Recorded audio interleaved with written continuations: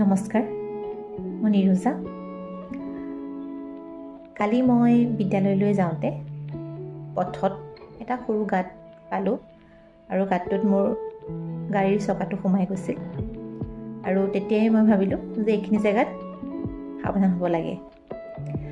তেনেকুৱাতে আজি যেতিয়া মই আকৌ বিদ্যালয়লৈ গৈছোঁ, সেইখিনি জেগা পাওঁতে মই সাৱধান হৈছোঁ যে গাঁত এটা আছে, সৰু হ'লেও গাঁত এটা আছে, মোৰ চকাটো সোমাব, গতিকে মই অলপ সাৱধান হ'ব লাগিব। তেনে অৱস্থাত মই দেখিলোঁ যে গাঁতটো ভাল কৰি থোৱা আছে, গাঁতটো ভাল। গতিকে ঠিক তেনেদৰে আমাৰ জীৱনত যে কালি আমাৰ যিটো অভিজ্ঞতা হ'ল, আজি সেইটো নহ'বও পাৰে।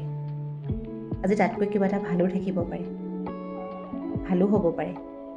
গতিকে কালি বুলি একো নাই বা কাইলৈ বুলিও একো নাই। সত্য হ'ল আজি। আজি আমি যি কৰি আছোঁ, আজি আমি যি কৰি গৈ আছোঁ, বা আজি চলি থকা সময়টো, এইটোৱেই আমাৰ সত্য।